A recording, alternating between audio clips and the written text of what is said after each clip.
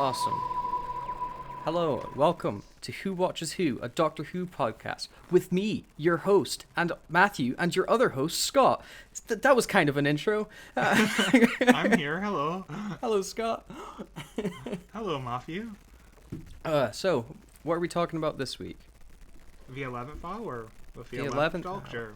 On the 11th anniversary of it, well, not the exact 11th anniversary, but the 11th anniversary year-wise. Yeah, we're about 2 months off, but it doesn't matter. Yeah, because this episode originally aired April 3rd, 2010. So we're a couple months away after that. But, you know, who cares? We didn't exist. We were just born a couple of days ago. Yep. And, although in for the listening people, it will be a month ago. Or just, is that a month? What do we have? Is this Pretty the third? much, yeah. Third episode? Yeah, this is the Fourth. third episode. So, is this the fourth episode? Fourth. Third. Yeah. Fourth. This is the third. No. Oh my god, this is the fourth. We just talked about that. We did. I immediately messed it up. My god, I totally forgot we did Rose, and we Matthew did can't the count. audio. It's Oh my okay. god, I can't count past It's 3 okay. apparently. Well, I have some fun tidbits about what happened in this day in history before we go into trivia and stuff about the episode. Tidbits. It's a funny word. It is. I don't know where it originated from. But April 3rd, 2010 was the same day, apparently, take it with some salt, that Apple released the iPad in the United States. Damn. And that's insane to me. Although, it makes sense. Watching the 11th hour, that was one thing that I really picked up on. Yeah, the phones. Yeah, the phones. I was like, People have wow. a push-up thing, but then Rory's got the oldest looking touchscreen I've ever seen. And it's I was just thinking, it's a miracle that touchscreens got as popular as they did, because they sucked. But They really did. they absolutely. I think it's the novelty of them was so good that people could get past the shitness that they were. He had to use a giant pen for most of them. Yeah, and then you see the Doctor using Rory's one, and the lag between him moving his finger and the screen. Oh my god, what's technology, man? It reminds me of the Apple Newton. Remember that Simpsons joke where the bullies wrote down "beat up Martin" and it translated to "eat up Martha." Yep, that's kind of an adult joke. But I also looked at the top 10 box office for the month of April 2010, and it's Oh, God, interesting. make It's interesting. Make me feel old. Yeah. Do you know what was number 1 at the box office? April 2010. Have a guess. 2010. I would have Iron never Man- guessed. No, Iron Man 2 didn't come out yet. No. I have no idea. Give it to me. Clash of the Titans. Damn, I haven't seen that one. It is. I remember seeing it as a kid and not enjoying it. It's pretty terrible. It's got what's his face from Avatar, the main guy in Avatar, generic action man who they tried really hard to make a movie star for a while, whose name I don't remember. I just remember him being blue. We'll see plenty of him when Avatars 2, 3, 4, and 5 come out in the next few years. Oh boy. Oh God, they're still doing that, aren't they? Yeah, it's taken forever because James Cameron decided to write all of them at the same time. So, And also COVID. yeah, and also film them all at the same time as well. What a madman. Number 2 is a lot more interesting though. How to Train Your Dragon. Oh damn, great movie. That film's 11 years old. Yeah. My It's probably DreamWorks' best film. yeah, probably. The second one is very nice. It's definitely their best looking films. Yeah. The animation. And that third one, it's bad. I loved it. Really? I cried at the end. Oh my god, I was so disappointed with the third one. I thought it was long and boring. They do decrease in quality, but I think they're all pretty solid films. There's also 18 seasons of a TV show as well. It's a long franchise. Well, we need to start watching Who Watches How to Train Your Dragon. All the spin-offs. And finally, my last little tidbit for this. I like this as a segment, the tidbit segment. It's fun to say. The top song in the UK during the week April 3rd, 2010. It was number 1 in the charts just for this week. It never hit the charts again. It was one hit for 1 week, and I have never heard of it in my life. Do you want to know what it was? Of course, yes. It was Bedrock by Young Money featuring Lloyd. Is that a Flintstones thing? It literally, those words in that order mean nothing to me. Lloyd.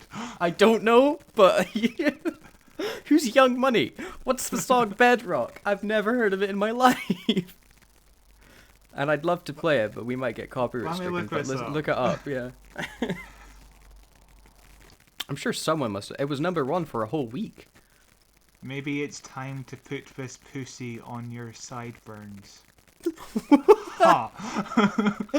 Now those are Grammy award-winning lyrics if I've ever heard them. That's some interesting lyrics, I think. But yeah, that's all I have for the tidbit segment. It was kind of a bummer of a day in real world history. Like, a lot of people ended up dying in various wars. There was like a mining accident, I think. Some German people died. I think something went down in Turkey. I didn't write those notes down because it was way too depressing. Yet here I am talking about it anyway. Wow, you know what also happened on the April the 3rd of this year? What, of this year? Of 2010, I mean. What would that be, Scott? The K9 TV show started airing, the Australian K9 show. No way! Oh my god, I can't wait. I cannot wait to cover that show. Well, in the UK, they had like a sneak preview on the Halloween of 2009. They aired episode 1, and then they aired episode 3 on the morning of April the 3rd, 2010. They skipped episode 2, which is kind of important because it was a 3-part episode. So I had no idea what the hell was going on. Amazing. That's how everything should be structured. You get the setup and then the payoff. Who needs the middle bit? And there was like 6 months in between episodes as well, so yeah, it wasn't a good start to a series. If the series itself isn't great anyway, so maybe I'm glad I missed out. If anybody listening hasn't heard of the show, which is, highly likely because I didn't even hear of the show till me and Scott were talking about it, look up the cover art for the K9 show, the Australian one specifically, and you will learn everything you need to know about that show from one image. K9 looks so ugly. It's really weird. It's perfect. They took everything great about K9's design and changed it.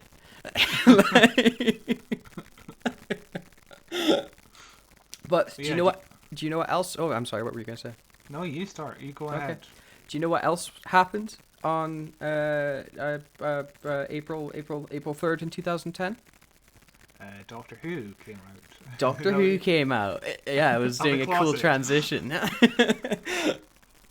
And we got our first episode with Matt Smith as the Doctor, the 11th hour.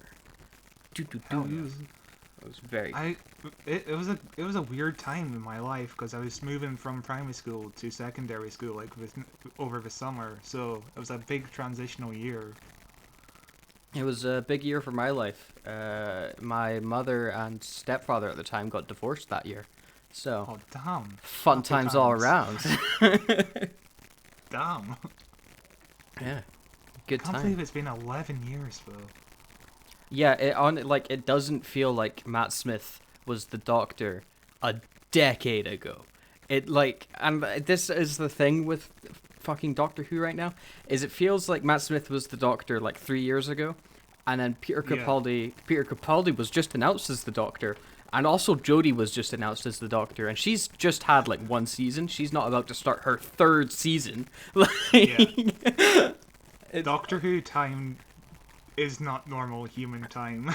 It doesn't. Ironically, it doesn't track. How can it be so long ago? How? Oh my god! So much has changed since then as well. It's crazy to think. I was in primary school. I would have been like primary 6, I think, when Matt Smith was the Doctor, 2010, so I would have been 10 years old. Crazy, crazy, crazy stuff. It was primary 5 going on to primary 6, I think. So, yeah. Wow, you're so young. I don't like you. Well, have you got any fun trivia for us this time around, Mr. Scott? Oh, heck yeah. As always, we like to do a history dive on the writers of Doctor Who. So we've got, this episode is obviously written by Stephen Moffat, who would run the show for 6 years. Some of them good, some of them bad. Most of them good. That was one thing that I really liked about, which we'll get into when we actually go into the episode review. But just rewatching this episode, oh, I miss Moffat. I miss the charm he gives everyone, the fun wit. You know, it's kind of like, you know, gets overplayed a bit, especially on like online forums and stuff, where the Doctor's like this kooky, hoo-hoo, look at the little handsome boy running around, I want to love him. And then when he goes into Capaldi's era, he's like, I want to be dark and serious. But it's just, I just loved it. I loved all. It was so good revisiting it, and it made me long for that time because I just dislike Chibnall's style. But See, say what you want about Chibnall, but at least he's somewhat consistent with. yeah, but he's Moffat. consistently bad. He's consistently average. I disagree. I think he's consistently poor with like 1 or 2 fantastic episodes a season, whereas Moffat had like, I don't know, 3 or 4 middling episodes, 1 or 2 great episodes, and maybe 1 or 2 bad episodes. It was a lot more variation, sure, but I would say it leaned more consistently good than what Chibnall's managed so far. I think we'll argue about this more in the future, but you're wrong. when we do the Woman Who Fell to Earth, which is next week. So Oh god, yes. yeah. But anyway, back to the trivia. So, Stephen Moffat was born in 1961, making us all feel young. Yeah. His initial job was, he was a teacher, of all things, which kind of makes sense, because during the Capaldi era, the Doctor became a teacher in the end. So He also made Clara a teacher as well.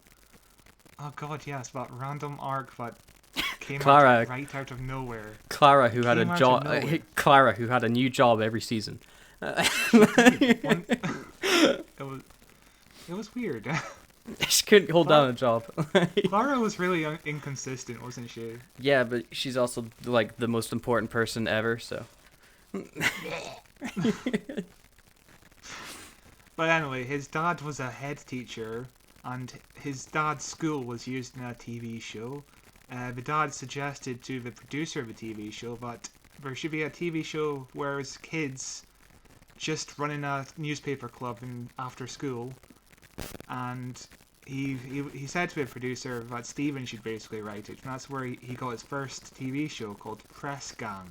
It ran for 5 seasons between 1989 and 1993. I feel like in the past it was a lot easier to get a TV show than it is now. It really was. Your dad can just go to a producer. Hey, you should let my son make a TV show, and the guy's like, yeah, okay. But the producer of the show really liked the first script. He basically said it was the best script he read in years, whatever. So anyway, the show was called Press Gang. It ran for 5 seasons. Dexter Fletcher starred in it, a very young Dexter Fletcher. What would I know Dexter Fletcher from? You would know him from Band of Brothers. He was in Misfits. He's a director of Rocket Man and Bohemian Rhapsody. He replaced Bryan Singer near the end. Oh yeah, I know his face. Yep. I know Dexter Fletcher's face. He's got very curly hair. Yes, he's a very handsome man, kind of. Mm-hmm.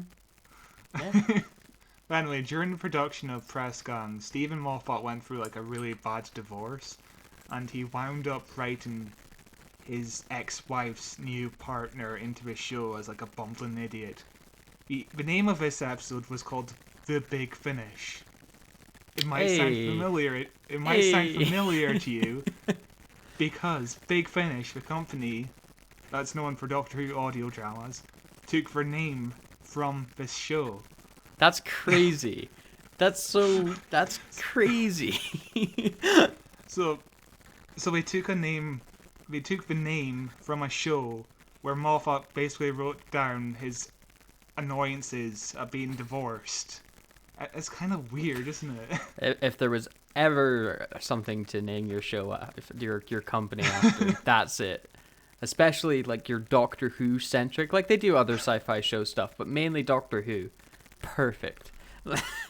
Yeah, just a kids show about them running like a kids news club. It's like Such an obscure thing to pull from. It's like if we did a podcast about Mr. Blobby.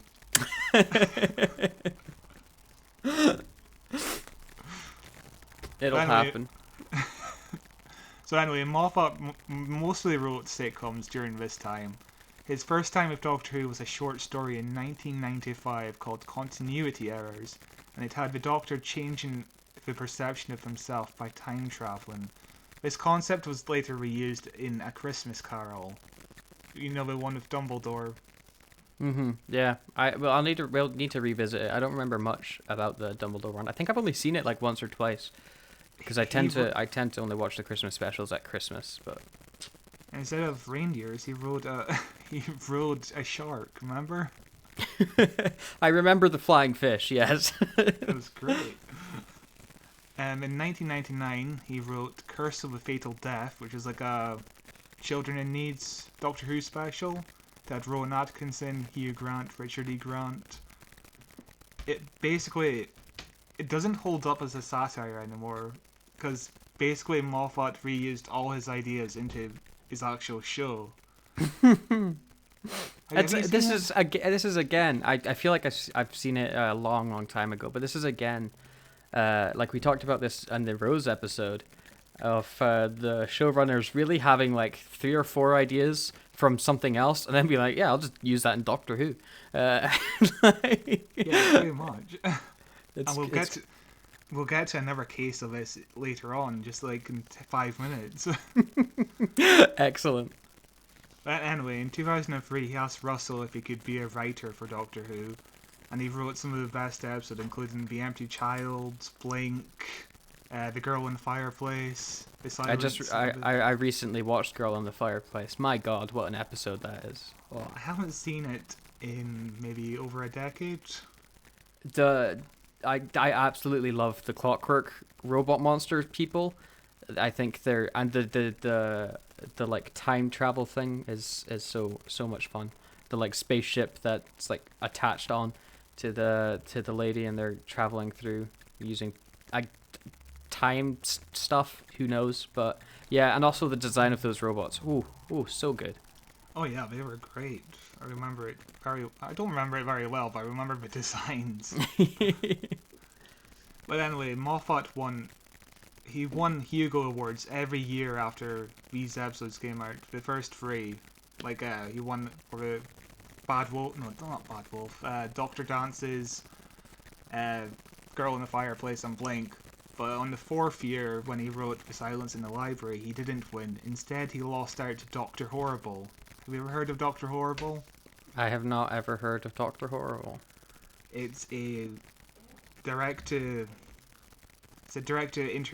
TV movie starring Neil Patrick Harris, Nathan Fillion, Felicia Oh my God, Day. I have heard of Dr. Horrible. I know exactly what it is.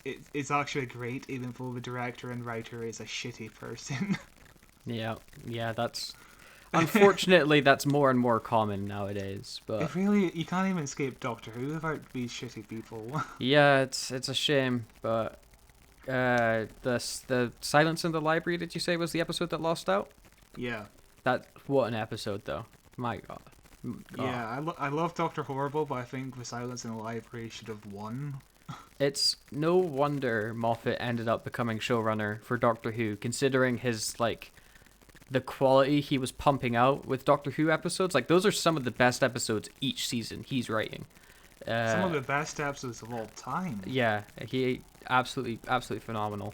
And then it just makes me question even more why, not to rag on Chibnall more, But some of the episodes he wrote were some of the worst. I wouldn't call the episodes he wrote as being the worst. I would say they're like, Middle. yeah, mid-tier episodes. Yeah. Even Torchwood was kind of mid-tier.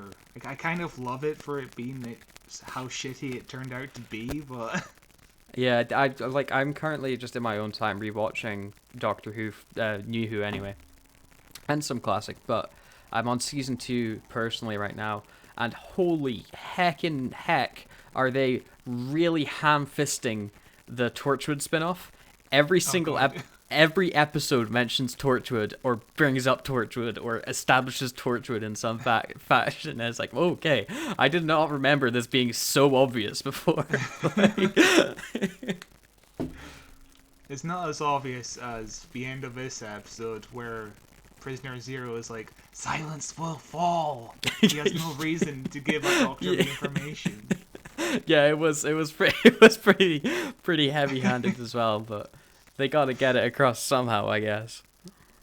Well, anyway, on the 17th of July 2007, Russell asked Moffat if he wanted to take over showrunning duty. Moffat was initially hesitant to do this because he was currently contracted with Steven Spielberg to do 3 Tintin movies. Oh man, that first Tintin movie is excellent. And also, what a powerhouse of a crew behind it that had. My God. If you don't know, it was produced by Steven Spielberg and Kathleen Kennedy. I think it was directed by Steven Spielberg, actually. Produced by Kathleen Kennedy. Written by Stephen Moffat and Edgar Wright. Yeah. Peter Starring, Jackson was also involved. Yeah, Simon Pegg and Nick Frost are in it as well. Like, it is crazy. I haven't actually seen it. Oh my God, you should definitely watch it. It's a lot of fun. Animation in it as well is absolutely stellar. It's kind of too uncanny valley to me, though. Kind of creeps me out. But anyway, he left Tintin, and Steven Spielberg was totally cool with it. So around Doctor Who and after Doctor Who, he created Sherlock and Dracula.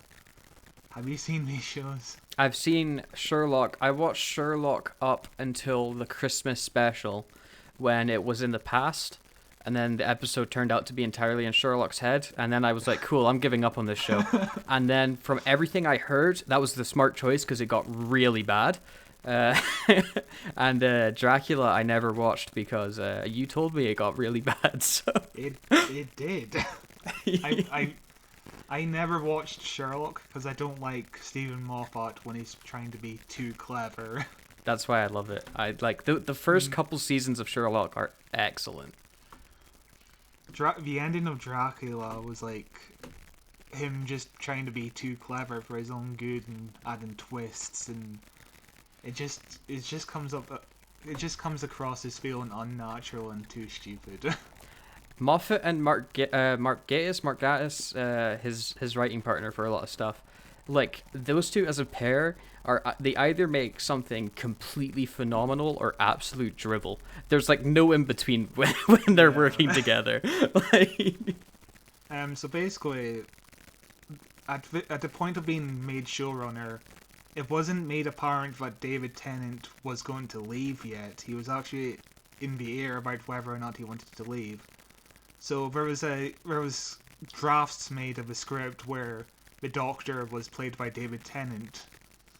wow. If you can. So David Tennant and Amy, weird.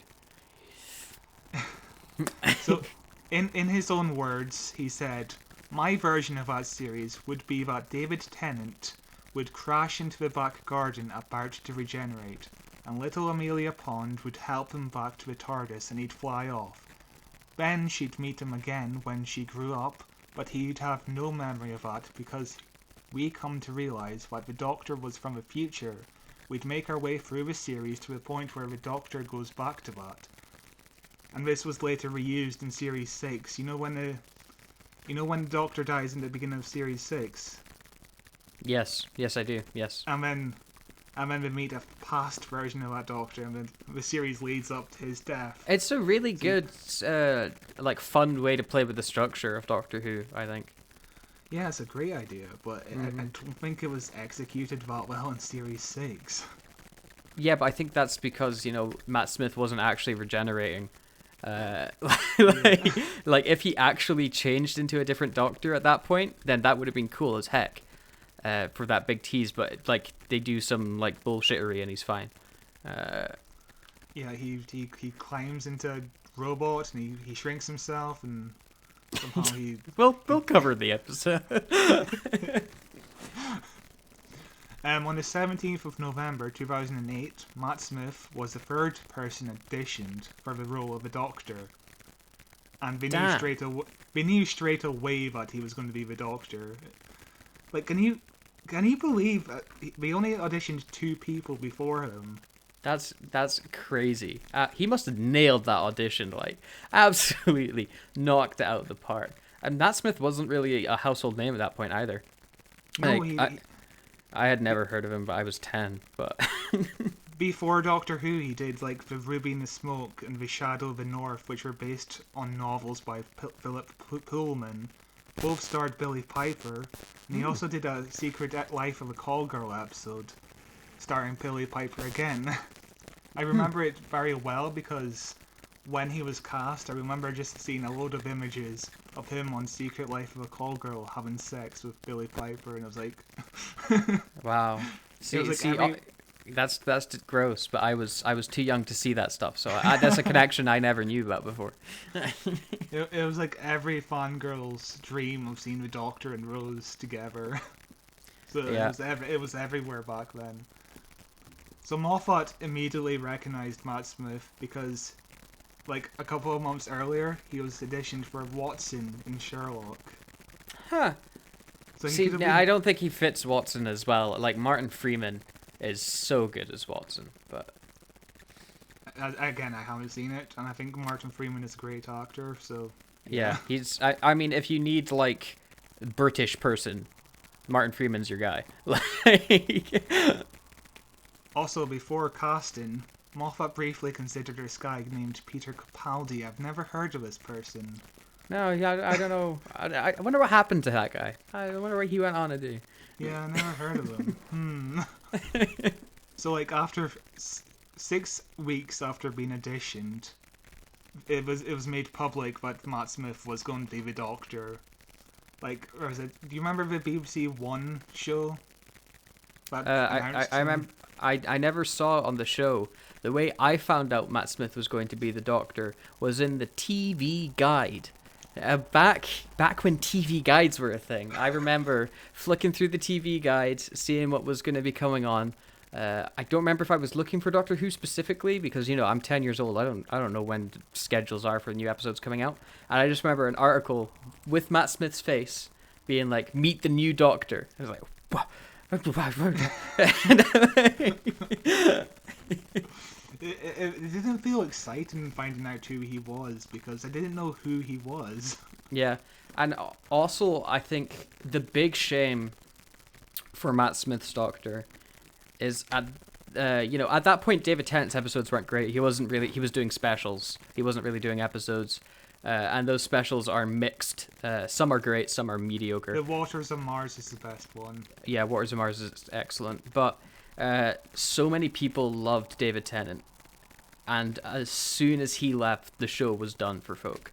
And with them announcing like this young guy no one's heard of before, people really didn't give Matt Smith a chance. I mean, the show's still great, and it's obviously still in the air, but it's not as mainstream as it was when David Tennant was there. And I think that's partly down to people not knowing who Matt Smith was, and David Tennant leaving such a big impression. But I think he was excellent, personally. Yes, I remember it well. Just people complaining that he was too young and shit like that. Matt Smith's biggest problem was that he wasn't David Tennant. Pretty much, yes. Which is it's a hard problem to get over. But. Unless he did like a face off transplant.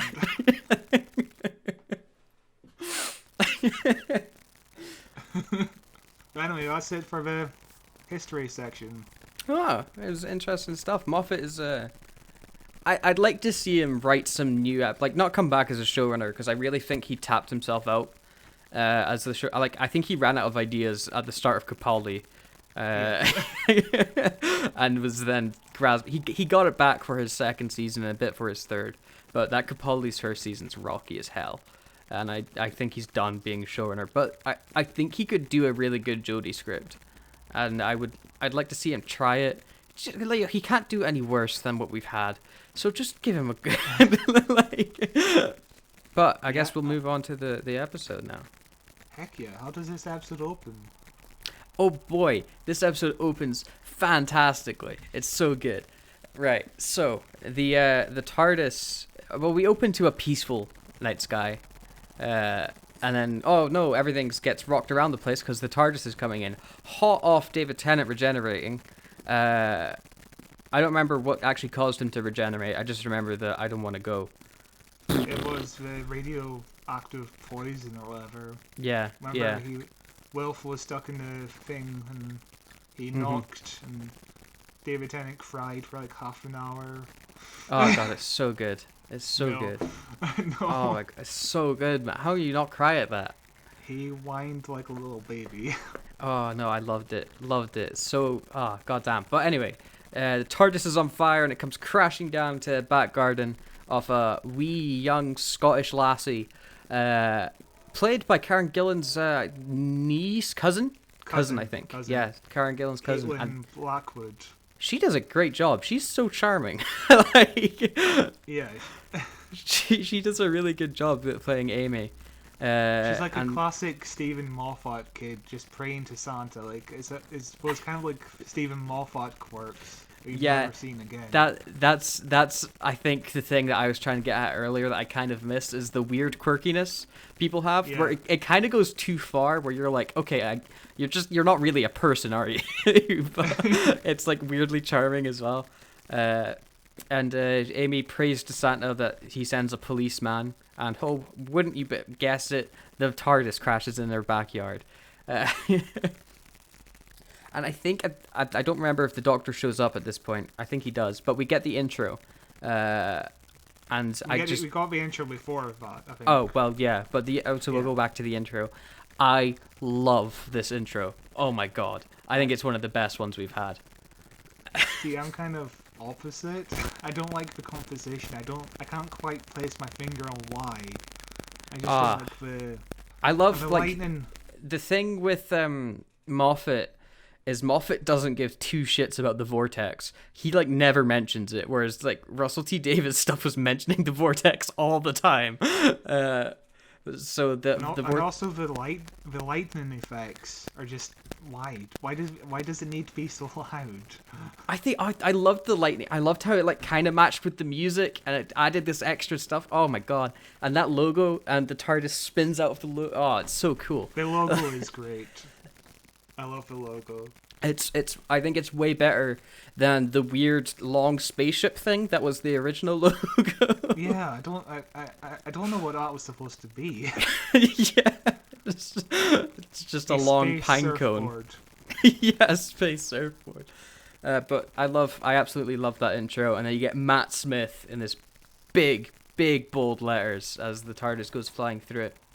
I miss it when the Doctor's face would be in the intro. That's what I like. I like that in Capaldi's second intro, I think it was. Oh no, Matt Smith did it as well. Yeah. Even then, it's just the eyes. I prefer it when the face is right out to the camera and they do a little wink. I don't know if Matt Smith ever did a wink, but I feel like Matt Smith's whole face was in. Like, he did, like, a mini, like, one series, which was, like, 4 episodes. Like, the start of Series 7. Yeah, and that had that intro, I'm pretty sure. I really like that intro. Matt Smith had some good intros. Capaldi had some mixed intros. But, yeah, but anyway, Amy goes out to see a very sweaty Matt Smith. He's not sweaty, actually. He was in the swimming pool, which we mentioned in Rose. The thing I really liked about the TARDIS is that they mentioned like, yeah, there's a swimming pool in there, and he's like, oh yeah, I fell into the swimming pool and I was in the library. And the swimming pool was in the library. Like, he's immediately charming. Like he's so good. Like the instant where he pops his head out, like you feel he's the Doctor straight away. It's wild. Yeah, he brings such an energy to it, and like there's so Matt Smith's Doctor was so physical in everything he did, and like you get a really good glimpse of that when he's just kneeling down chatting to Amy, and then when he's ready to go, he just hops up like instantly. He's like just a cartoon with how springy and bouncy he is. He's all over the place, and he immediately runs into a tree. But and that bit was so stupid. But you know, it makes sense. He's post regeneration. He's a bit wonky. That was also something that I liked, because when Eccleston regenerates into Tennant, you know, Tennant's gone for half the episode, and he spends it like slowly regenerating. You see the mist and stuff, and Matt Smith does the same thing. I don't remember Capaldi having the same issue. He just came out and was very angry and Scottish to everybody. Capaldi spent most of the episode like Tennant, just asleep. I think. Yeah. He did. He spent a lot of time asleep. And then he went crazy and started writing on the blackboard, remember? Yeah, and then he like killed a guy, or maybe he didn't. Oh yes, I remember that. That's the whole like moral imperative of the episode is, did the Doctor murder a dude? Completely forgot that because it's not relevant at all.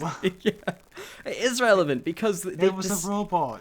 He jumped. Didn't the robot jump out as well? Yeah, but you know, it's is he a good man? Is he a good doctor? Even though he spent his entire life protecting one town, is he a good guy?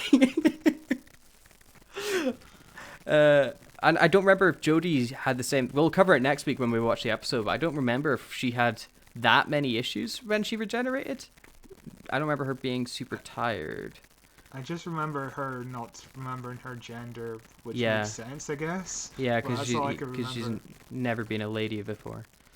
Until, you know, yeah. the timeless child. Yeah. But the Doctor continues his way. Matt Smith was craving an apple, if I remember correctly, which was his, as he said, he's never had cravings before. And my question to you is that accurate? Has the Doctor had cravings before, Matt Smith? I don't think so. I don't recall the Doctor eating much on screen at all.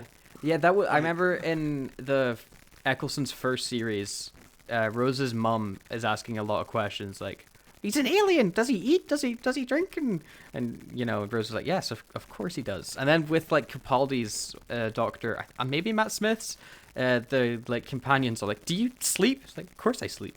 Like. Maybe jelly babies are his only craving. yeah, jelly. But that's like the only thing I can think of. Did he eat them though?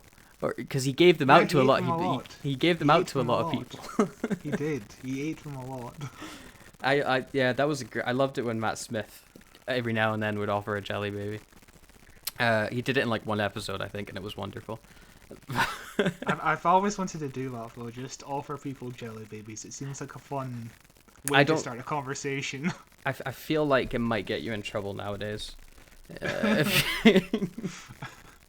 But Matt Smith's craving an apple, so he goes into the house with this wee girl, which sounds way creepier than it is. Yeah.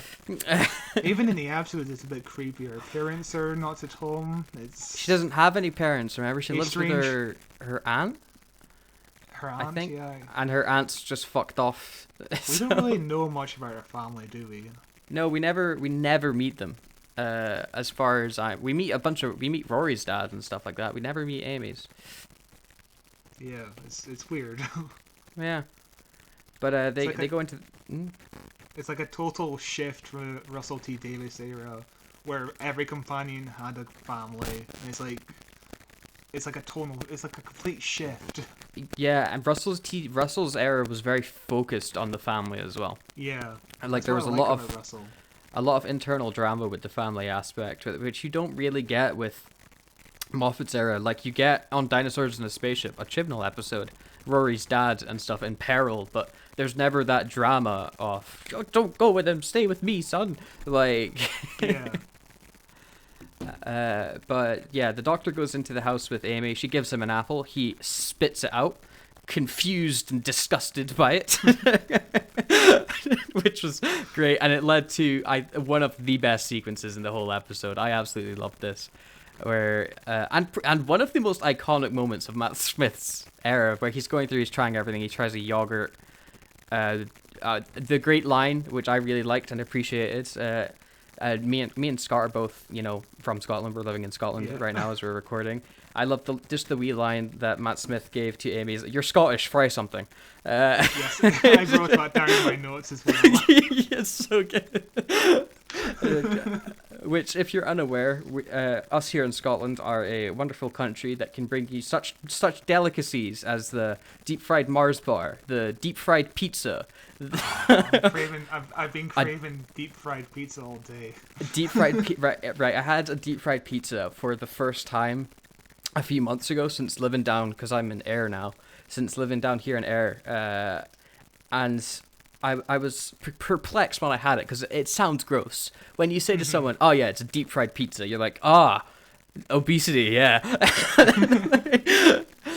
but having it, sweet merciful Christ, it's so delicious. And then afterwards, you're immediately filled with regret and grease, but you kind of want another one. Like, I haven't had a deep fried Mars bar in a while, though. I've never tried it. I'm really curious to try it, because it's such a weird pairing. Really good. It was really good. There's like two sides of it. No one's like, it's okay. It's either excellent or it's absolutely disgusting. It's like Marmite. Yeah. It's the Scottish version of Marmite. But he tries some bacon, and he rightfully so dislikes bacon. He tries some beans. Doesn't like the beans either. He tried the weirdest one. I thought, he has fish fingers and custard, which obviously we'll get to. The weirdest one the food that he gets made, I think, was just butter with bread. Just the one slice of bread, poorly buttered, please. And when he throws it out, it's like he's the most disgusted by it. The most plainest meal you get. It's so good. But yeah, then the doctor figures out what he really needs is fish fingers and custard. Now, Scott, have you ever had fish fingers and custard? No, but I've always wanted to. Yeah. I mean, I'm a vegetarian, so I'm not going to. I'll have veggie fish fingers and custard, which I'm sure it'll taste the same, because veggie fish fingers taste basically the same. But I would have probably had the opportunity to do it when I was younger and when I ate meat. But the thing I had is I've never liked custard, so that's so. Oh. I think custard's absolutely disgusting, but I'll try it. I'll try it for the Whovian in me. But yeah, apparently it's not that bad. Yeah, I mean, custard's reasonably flavorless. So really, it would just be like fish with some light sauce on it. Like, yeah, I guess. Some sweet kind of stuff on it. But he has that. And the thing that I really appreciate about this scene when he's eating the fish fingers and custard, it's like a thing with a lot of movie scenes when people are eating. They poke it around because they have lines to say. Matt Smith's stuffing his face. Oh, yeah, I was very happy to see that. Yeah, he's just chatting with his mouth full. He's just eating, sucking the custard. It's so good. Like, apparently he ate like 7 of them. Oh my god. It wasn't fish fingers and custard, but it was like sponge and cream or whatever. But yeah, it looks convincing enough. It does, and it's just it's the same with, I think it's Brad Pitt. Whenever Brad Pitt's on camera, if he's eating, he will genuinely eat the food. Like, regardless of the scene, he will just stuff his face. So it just adds that bit of realism, I think, that you need on screen. Yeah, because in movies, they're always like playing around with the peas on the plate, and it's like, just eat your damn meal. Yeah, there's a meme where it's like a mum who's been up since 5 a.m. creating the biggest buffet ever, and then the teenage kid star of the TV show comes down, grabs one slice of toast, bites it, puts it down, leaves. Like, it's insane. It's such a waste of food. It's like one of those TV tropes I just hate. Yeah, it's terrible. That and when a teacher is teaching a class and it gets interrupted by the bell, like Yeah, and they just all up and leave, and the teacher's like, "I've yet again been defeated." Like, like it's a fucking bell. You know when the bell is? It's the same time every fucking day. and what teacher has ever been like, "Oh, the bell's rung. Bye. I'm just gonna stop." No, the teacher's always like, "The fuck you doing? I'm not done." Like. But Matt Smith finishes the fish fingers and custard, and he chats to Amy this is a thing that I really liked, where he's chatting about how brave Amy is. She's not scared of the doctor. She doesn't think he's weird. She's living in this big house by her own. And then he's like, because Amy's mentioned to him previously about this weird crack in her wall. That's why she was praying to Santa Claus. Which is just a sentence I said with no irony in it at all. And Matt Smith goes, there must be something really scary about that wall if it's freaking you the fuck out. And so he goes up to investigate it. And I think I just want to mention here, because I've been going through, the older seasons of New Who. In season 2, there's an episode, the episode with when the Cybermen come back in the alternate timeline. The Tardis ends up there because they fell through a crack in time. Damn. So I'm just saying, is it these same cracks in time that caused the Doctor to fall through into this other alternate timeline? I'd like to think it was, just because I like it when the Doctor Who timelines mesh together like that very nicely. But it was just like a one-off line. The Doctor's like, "Oh, we fell through a crack in time," and now I was like, "You what? You did what?" That's a possibility, but Yeah. Yeah, I just thought it was cool. But he also fixes the crack in time, like it's no big deal. He's like... just a little bit of paste, and it'll crack right up. Yeah, but the Doctor investigates the crack, and the weirdest the thing that I still found weird revisiting this episode of Matt Smith. Whenever he uses David Tennant's screwdriver, it's wrong. It's so wrong. It's the same every time a Doctor regenerates, and we're just running around in the past iterations' clothes. Yeah. Oh my God, that's the thing. The one thing that I really disliked about Capaldi's first, I think maybe his second season, is he just used Matt Smith's Sonic. But like Capaldi's Doctor really never used his Sonic. He wasn't a Sonic using Doctor, which I liked, but he didn't get his new one till the end of his first, maybe the start of his second. And even then, his new one looked like ass, and he never used it. I don't like the sonic screwdriver. We'll get to that later on, but yeah, I just do not like the sonic screwdriver. Wow. It's overused. It does everything. That's why I liked Capaldi's. One of the reasons I really liked Capaldi's era is because he never ever just went, "Oh, Sonic, problem solved." Oftentimes he'd forget he had it because he would never bring it up. Where Matt Smith and David Tennant were both very guilty Doctors of just using, which they played off on the 50th anniversary. When both of them are holding them out against the guys, and John Hurt's like, "What you gonna? They're sonic screwdrivers." But and they do a penis joke with it. Yeah, but they're the bigger. Yeah. And then Moffat line. Yeah, they just have to keep one upping what the sonic screwdriver could do. It got to ridiculous points, and that's why I'm really glad they were just like, cool, we're just not gonna use it. And I don't think Jodie uses her one that much either. Again, its design's terrible, but there was a point in the classic episodes where we just had to. There was a point in the Fifth Doctor's time where we just destroyed the sonic screwdriver because we were like, it's too easy to write scripts around the sonic screwdriver to fill up plot holes and stuff like that. It's too much of a device, Deus Ex Machina, whatever you call it. Yeah, it is. It's very much. It's a get out of jail free card. It's like, oh, the Doctor's locked somewhere. Brr, fixed. Oh, the Doctor needs to hack this thing. Brr, fixed.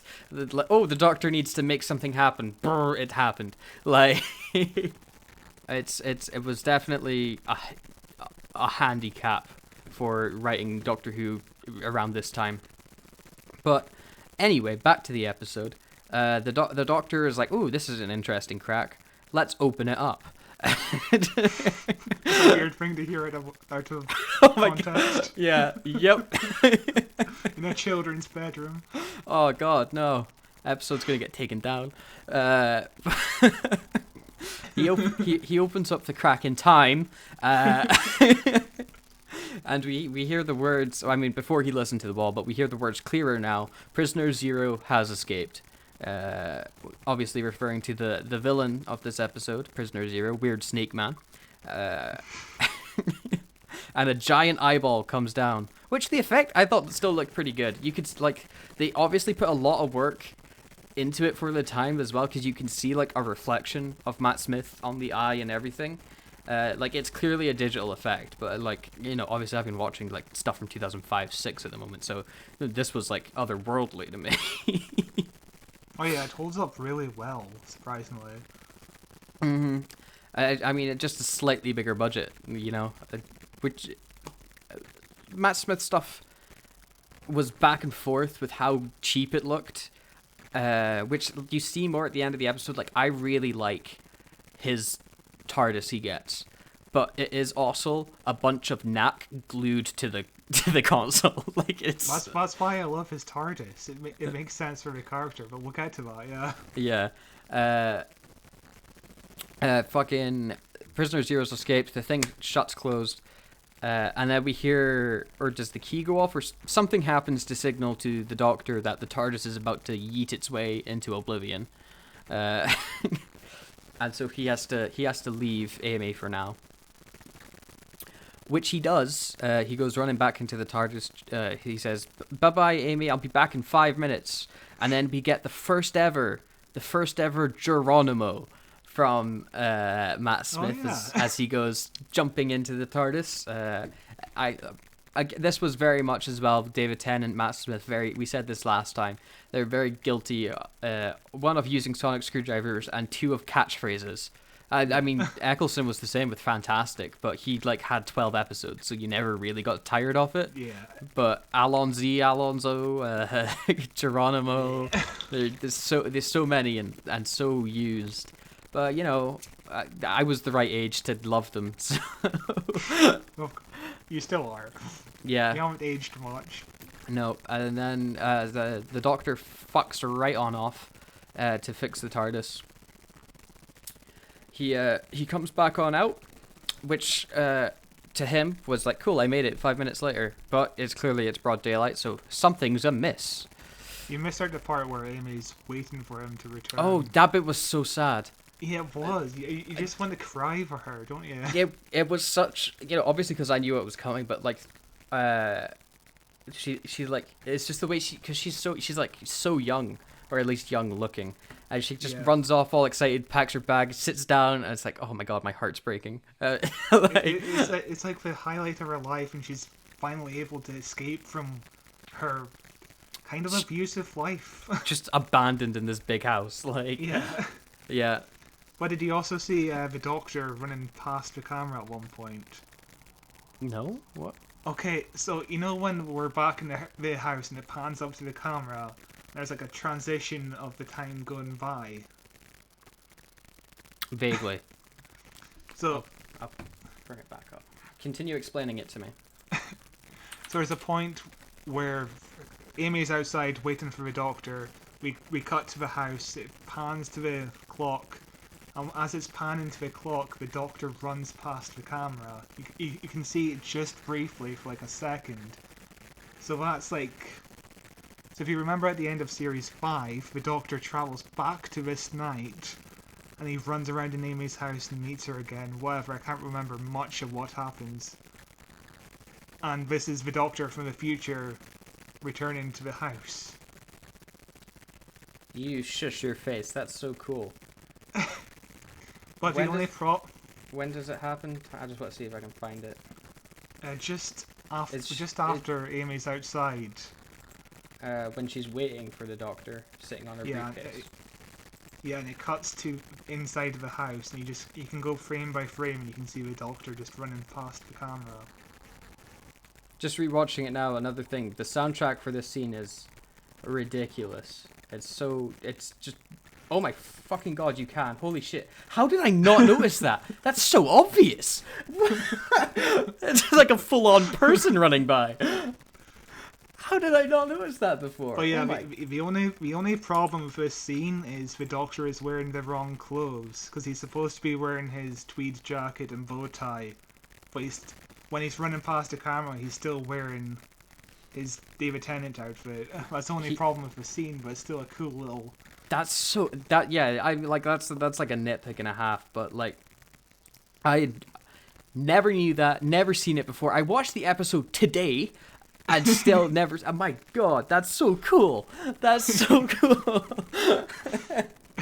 That's one thing that I really liked about Moffat as well. He really liked doing the complicated box that slowly unravels itself and everything connects to one another relatively well, in which you see with the the Spaceman series, where they're in where that was the big one where he was showing off and it actually paid off reasonably well, like, which he's tried to replicate multiple times and it's not done as good. Yeah, I think Series 6 was his last big hurrah in terms of season planning. Yeah. Because the whole Clara thing, her being a Dalek, and, didn't... Yeah. Yep. We'll get to that. But, the Doctor comes back, it's broad daylight, and he's like, oh, I might have overshot it, but, he's in such a panic, he needs to go and find Amy. Why was he in such a panic to get Amy? He figured something out, didn't he? Yeah, he figured out what the room in the house was. Remember the room? Yes. There was a room in the corner of your eye that you never you don't pay attention to. Yeah, it was covered up with a perception filter, the same technology used in the Tardis and the Torchwood hub. So, yep, nice little canon building. Yeah, the Doctor comes running back in such a panic. He runs up to the door, shouting for Amy the whole time. He sonics I feel like he sonics the door to scan it, and he's met with the cricket bat to the face.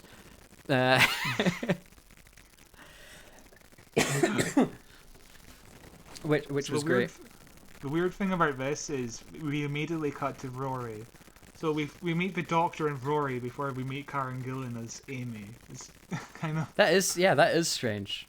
But, like, even when we meet Karen Gillan as Amy, they play it off weird because it's hard to tell because I can't go back to that time when I watched it for the first time ever.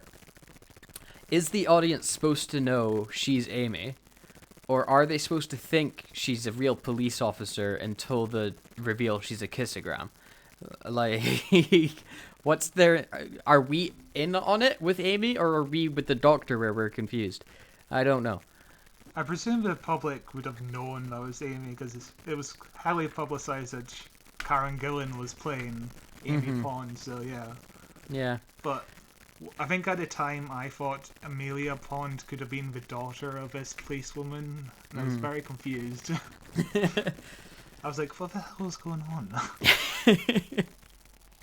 But yeah, the Doctor gets knocked out, and as you said, we go visit Rory, who's a nurse, if I remember correctly. Yep.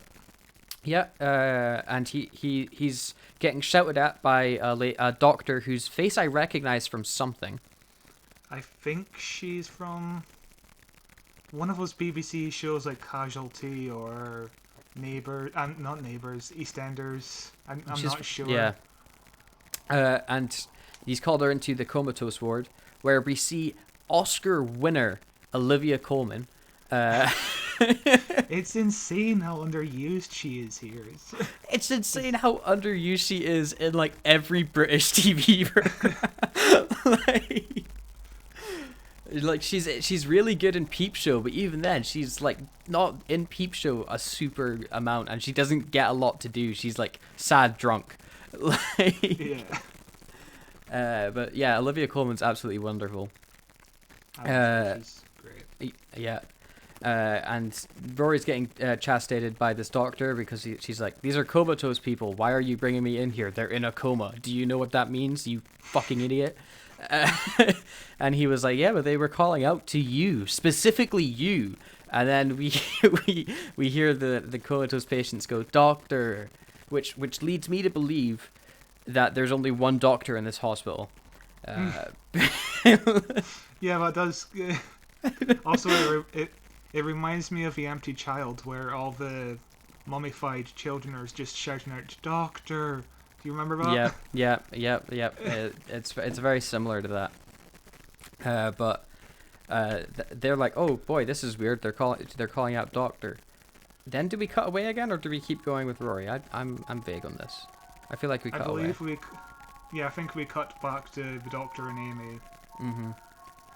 One thing that I didn't remember going into this episode, actually, just as I'm talking now, this boy was an hour long, which was, I mean, like, because it's the first episode, you're like, yeah, cool. But normally the Doctor, like, David Tennant's first episode was a Christmas special, so that was an hour long anyway. Whereas this is just a straight up first episode of the season. There's no Christmas special here, you know. It's the season's off and we're an hour long, and it's a long boy, but I don't think it really has a slow point for me personally. I loved it.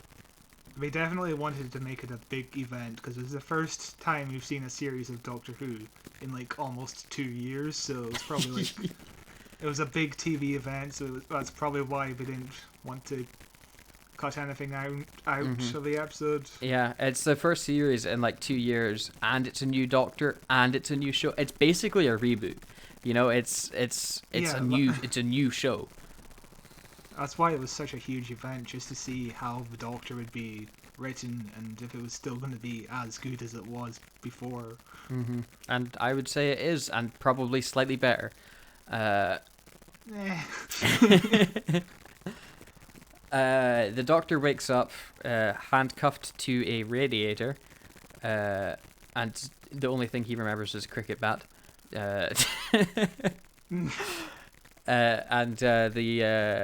He's confronted by a police woman or police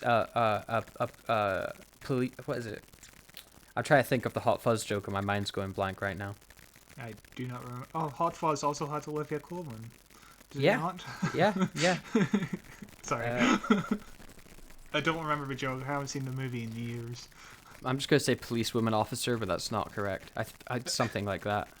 Tell us in the comments below.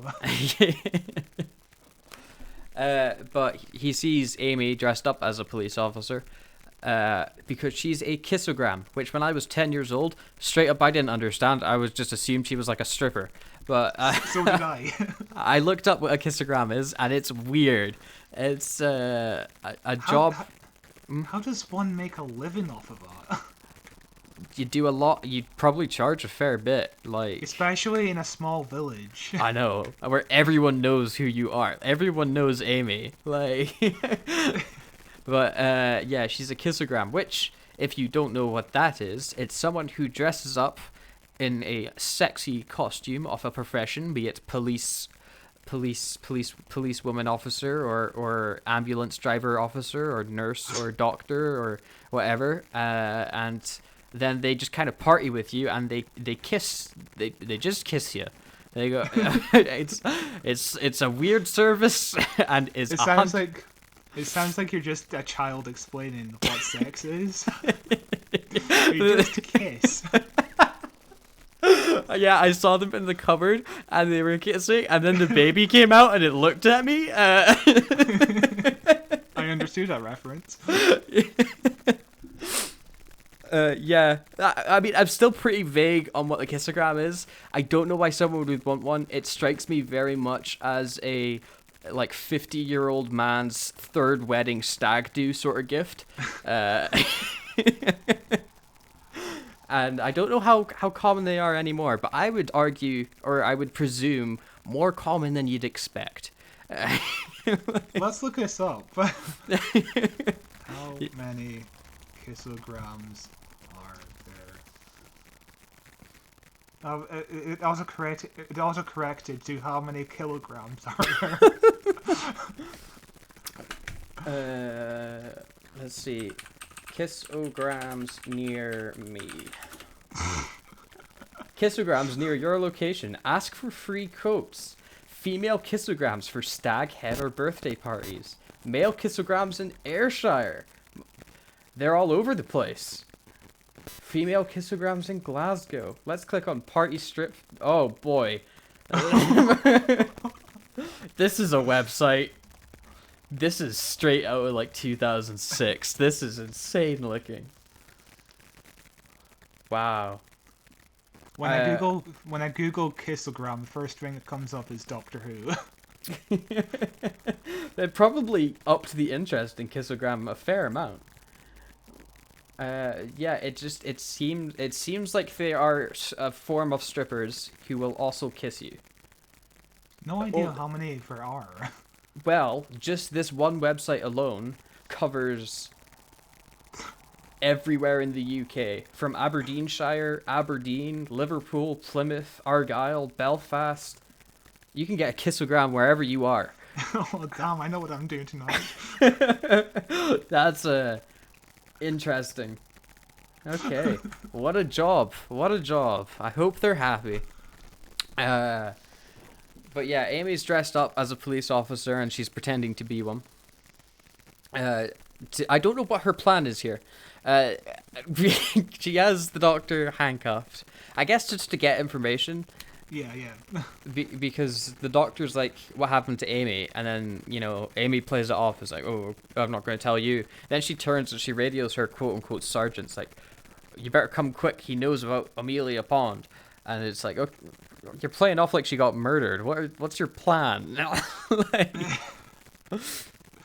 I think she's just very confused about seeing this guy she saw as a kid, who she imaginary about. friend, yeah, who she made her boyfriend dress up as, which I thought was just a great line by Rory. Like she probably thinks she's gone insane to see him again. Like, Yep. Well, the doctor explains what the room is. She goes into the room. Oh my god, I loved this bit. This bit was so, because she finds the doctor's sonic screwdriver here, and the doctor's like, oh, it must have rolled under the door, and then we pan down to see it sitting on a table, and she's like, yeah, must have. And then it must have jumped up onto the table. That was so good. I think it really builds the suspense really well of like, who is Prisoner Zero? What is it? And then you see he's like a kind of shit looking snake person, but yeah, the effect doesn't hold up that well. Yeah. And where do we go after this, Mr. Scott? Explain. The Prisoner Zero transforms itself to a man, doesn't it? Or does something else happen? I feel like Prisoner Zero transforms himself into a man in the house, and there's a man holding a dog. Yeah. And the man keeps barking, and that's all he does the whole episode. He just goes rawr, rawr, rawr, rawr, rawr, because the Prisoner Zero's messing it up. And then we see the giant eyeball aliens show up. But can I tell you something interesting? Please do. Do you know who plays the man? I have no idea. I'll give you a hint. Newt. No way! No! Pingu! Yes. He's Pingu! Yes. Oh my god. What a weird cast this episode has! Oscar winner Olivia Coleman. Fucking Pingu. Playing the same character. It blew me away. That's crazy. I would have that. Weird. Is Pingu still a show? Do they still make Pingu? Is he still working? Pingu is an anime now. No joke. It's like a 3D animated series made in Japan now. That's crazy. That's so weird. Well, Pingu barks at them, and then the eyeball aliens show back up, and the I mean, before they show up, there's a great back and forth between the Doctor and Amy, which really led me to just like, I love you two already, all over again. When the Doctor's like, we have backup coming, meaning the police, and Amy's like, no, we don't. He's like, I was trying to be clever. Like, he's trying to give us a clever way to escape. And he's like, we don't have backup, but that's bad news for you and he's just bullshitting his way. And then the fucking space aliens show up again. He's like, okay, third time, we do have backup. Like, it was so good. Again, it's just Matt Smith oozing charisma. Like, it's a classic Moffat line as well. It's just it works great. It's quippy, fun, and just so good.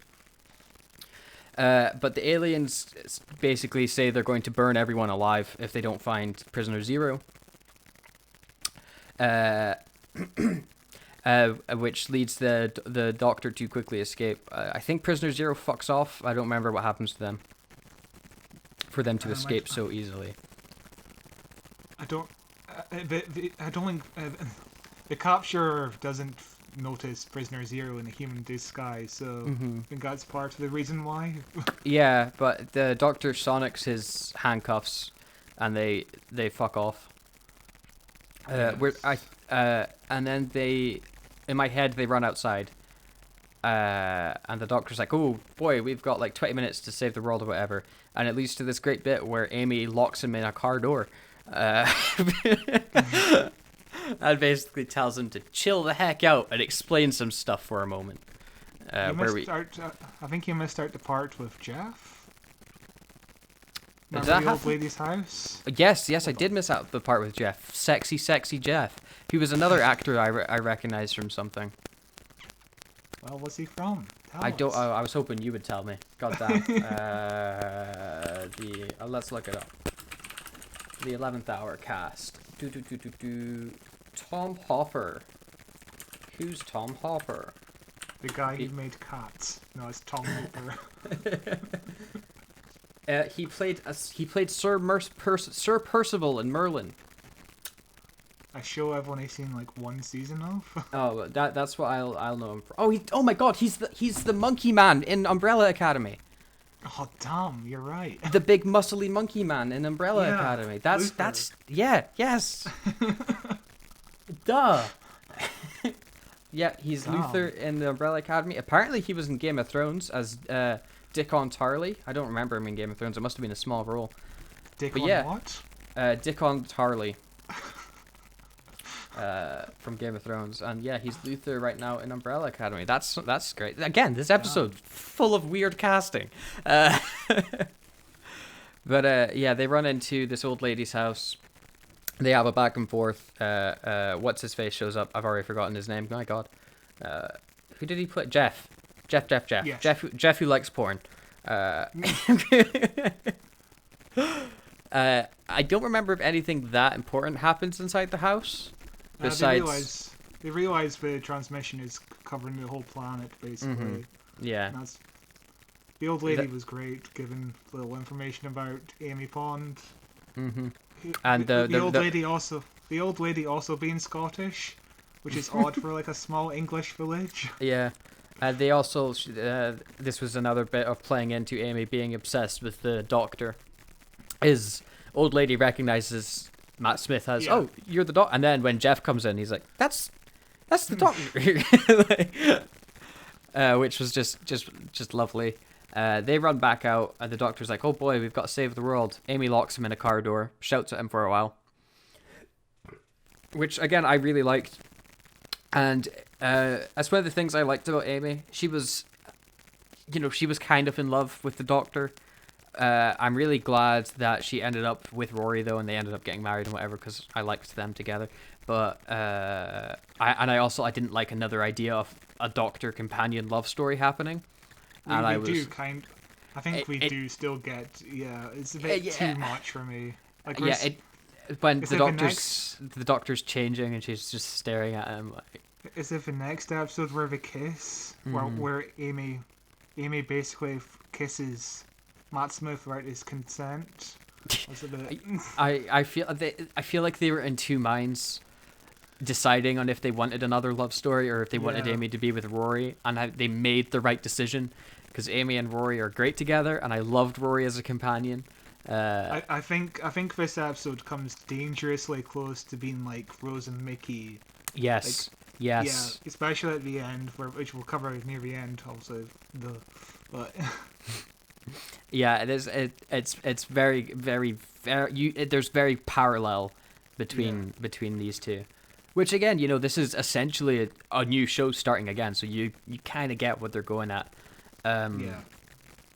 But the Amy shouts at the doctor, which I was originally saying I liked about Amy. She was kind of no nonsense. She stood her ground. She talked back. It was kind of like elements of Donna and stuff. And like that was why I loved Donna and why like my mum loved Donna and stuff like that. Is she wasn't like the other companions who were obsessed with the doctor and loving the doctor. She was like, no, stop being dumb. What you're doing's dumb. What this doesn't make sense. And it was great. But then the big alien spaceships surround Earth and everyone starts freaking out. And it leads to, I think, the coolest thing, like just style thing that happens in the episode where the doctor is like, oh shit, I realized something that I missed before. And it goes into like photographs, like really quickly taken photographs as we're scanning around the park village. They're at a duck pond or something. And they're scanning around the park village.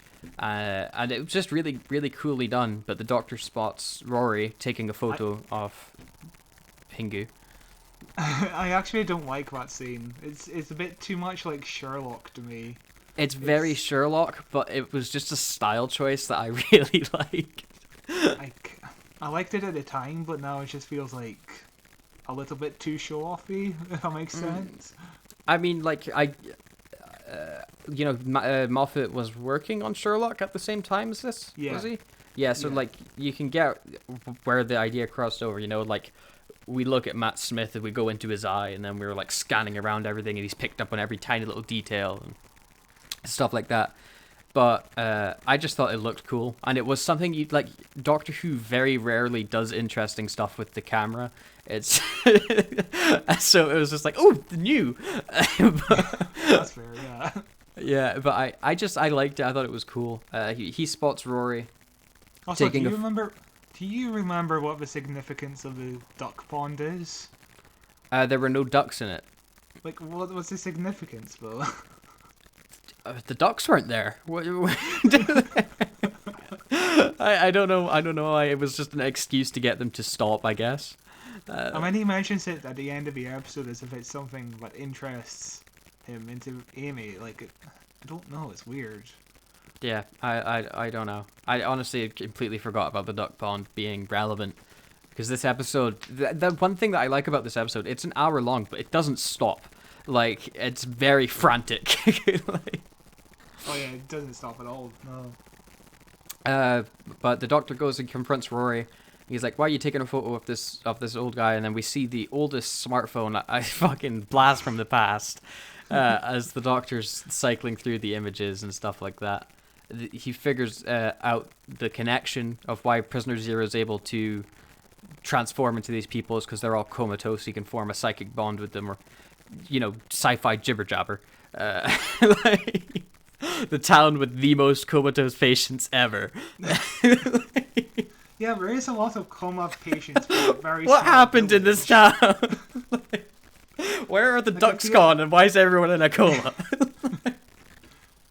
Like, maybe Prisoner Zero made all the town residents fall into a coma. That was my theory watching it, but they never, or at least they don't give a reason that I picked up on why there's like a large room filled with like 12 coma patients. Because Prisoner Zero does put Amy into a kind of a coma near the end. So yeah, it makes sense. Yeah, it does make sense. That would be the reason, but I don't remember them giving that reason in the actual episode. No, they don't go into that at all. Yeah. But Rory's introduced to the doctor, and we get the gross bit. I say gross. It's a repeat of Rose and Mickey, where she's like, "Oh, this is my friend. He's like, boyfriend? He's like, kind of boyfriend. He's like, oh, Amy, why have you got to be... Amy's so mean to Rory for this first season. She, like...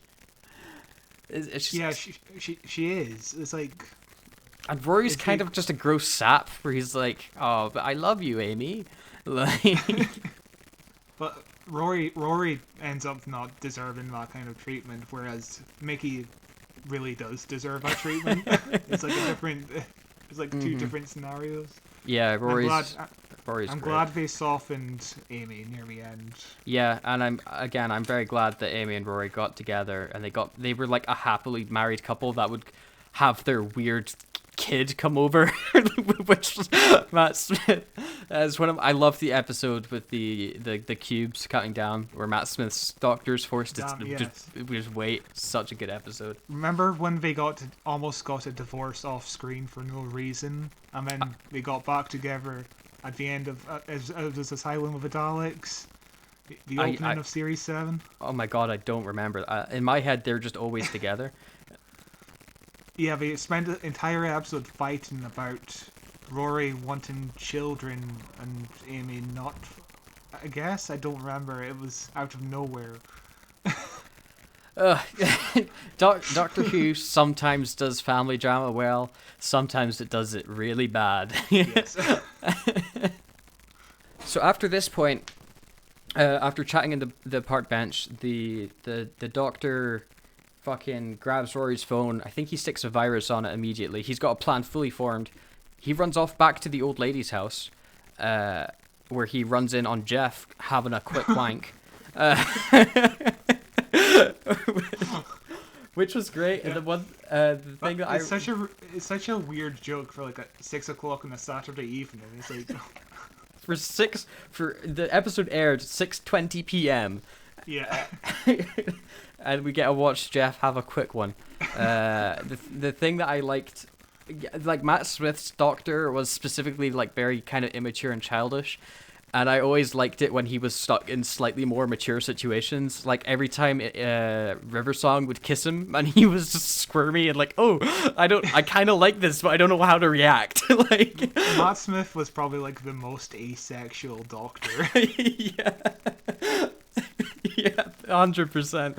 And yet he's the one that spends the most romantic time with River Song. Like, I was actually just thinking the earlier before we started recording, because I saw a quote from Peter Capaldi, or someone asked him who was his favorite companion, and he was like, well, I had, he said the actors' names, but I'm forgetting the actors' names at the moment, but he was like, I had Clara for my first bit, and then I had Bill for my second, but in between those two, I had River, and, she's my wife. And I was like, yeah. Oh my god, I want a full season with them, please. Like, yeah. Capaldi and Alex Kingston had great chemistry. It's like, yeah, absolutely flawless. One of the best Christmas specials, Husbands of River Song. Probably the best. I don't like much of the Christmas specials. Yeah. It's so good. I fucking River Song is one of the best characters, I think.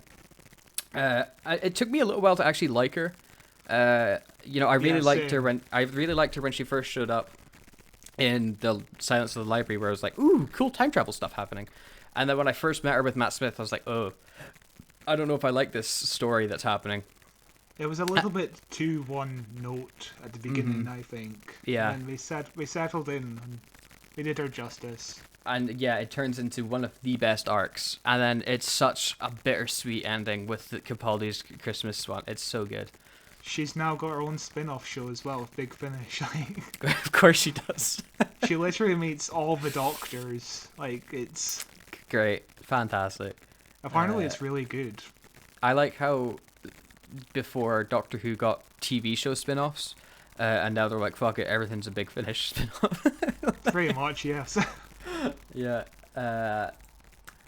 So the Doctor walks in on Jeff having a wank, tells him to stop, and he quickly grabs his laptop and connects to every world leader, Just they're all on Skype together, as they do, and the doctor hops on, and he's like, "Oh, by the way, we need everyone to work together right now. Here's Jeff. He was having a wank." I don't think they were all. I don't think they were all world leaders. Like one of them was Patrick Moore. He was an astronomer. Yeah, actually, I think they're all space people because there's I've got the image up here. There's NASA, Tokyo Space Center, ESA. So yeah, it's all like space people. Patrick Moore plays himself, by the way, and he died like 2.5 years later. But like, it's cool when Doctor Who gets like real life celebrities playing themselves into the show. I mean, it's always cool to see them. Like when he got Brian Cox. I don't remember what episode that was, but yeah. Or James Corden. I mean, he wasn't playing James Corden, but he plays James Corden in everything. And he defeated the Cybermen with the power of love. I hate that. I hate that so much. It's like an okay episode up till then, but that bit sucks. Like, also, there was like a Beeble reference. Was there? Oh my god. Do you remember Beeble? I was 10, so the only thing I knew about Bebo was the name Bebo, and that was because when I was in primary school, a girl had a crush on me, and she fucking, like, there was like a thing going around the school. It was a very small primary school I went to, like 80 students, and she there was like a rumor being like, oh, she has a secret about you, Matthew. And I was like, oh, okay. I was like, what's the secret? And then like the big secret that she had, that she told me, it was obviously a lie. I found out the truth a little bit later on. She was like, oh, I have a Bebo. And I was like, oh, okay. Like, what? Yeah, I know. It's that stupid like kid drama shit where like none of it really actually makes sense. But I remember that. What a secret. I know. And now the whole world knows she had a Bebo account. Yeah, she had a Bebo account. But yeah, I remember that, and like it just not registering to me what a Bebo account was, and I really didn't care. So, but yeah, that's my entire knowledge of the website Bebo. The doctor leaves Jeff in charge of the space people to discuss on how to save the planet or something. Or upload a virus, I think it is. Yeah. Yeah, to upload a virus. I do wonder what happened to Jeff after this. Yeah, he's another companion or like person who shows up for one episode, like Clive. At least he doesn't die like Clive does.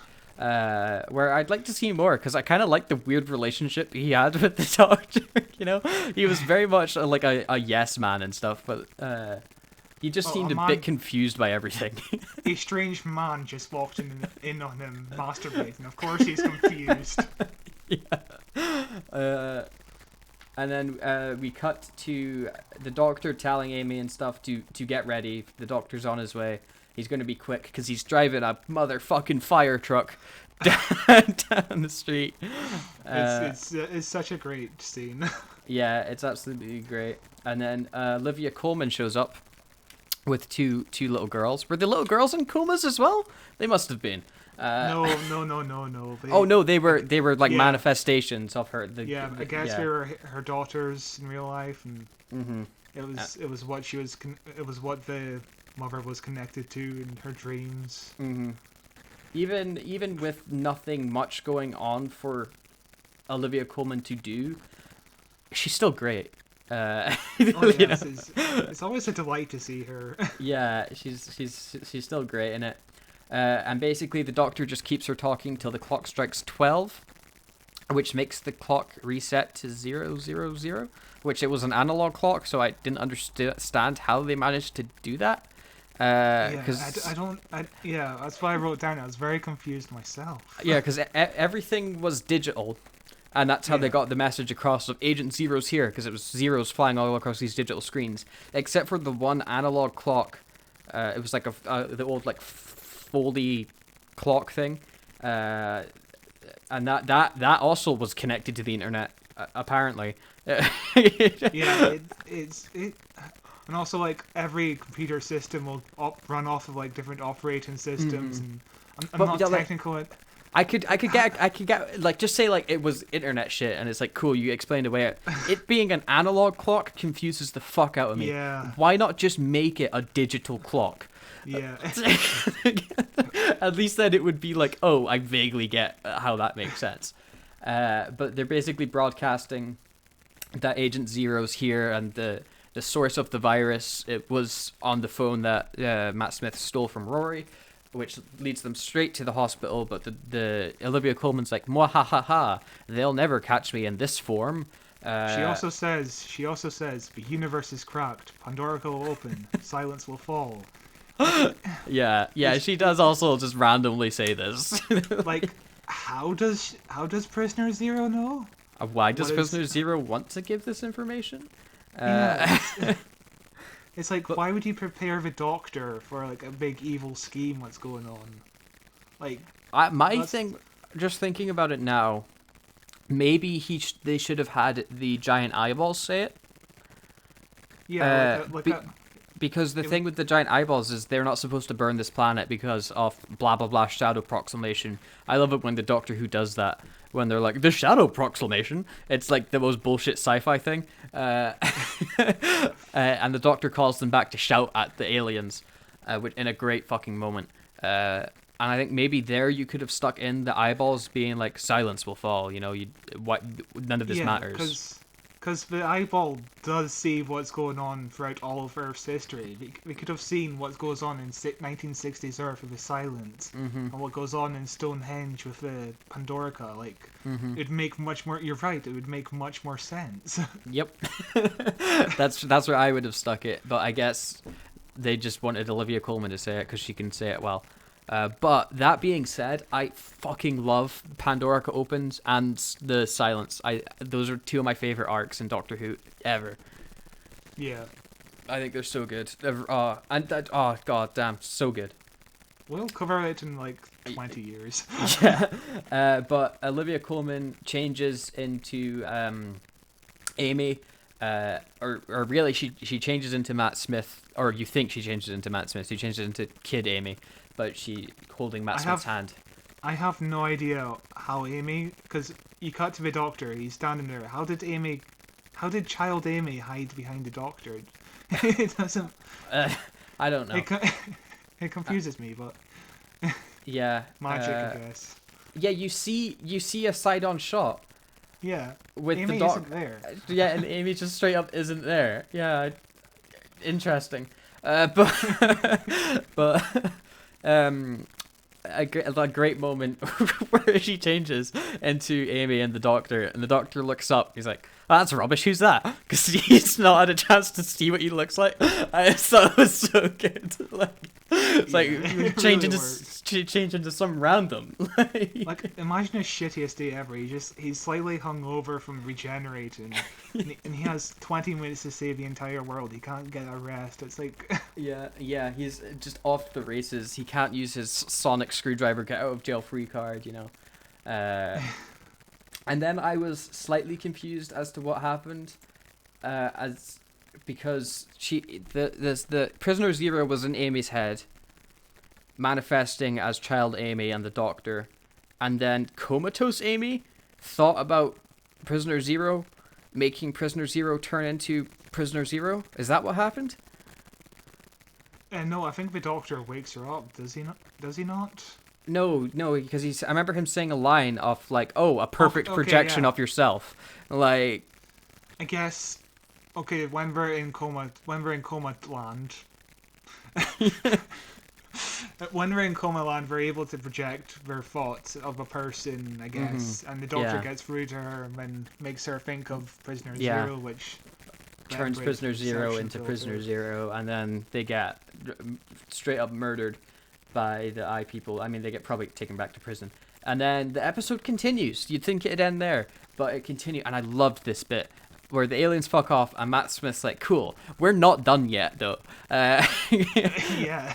And it was like, oh, fucking, it's like, this is a Doctor who's not going to take any fucking bullshit. Like, and you see the same with David Tennant when David Tennant regenerates, and he like gives the fucking guys a warning. I forget the alien's name, some stupid name.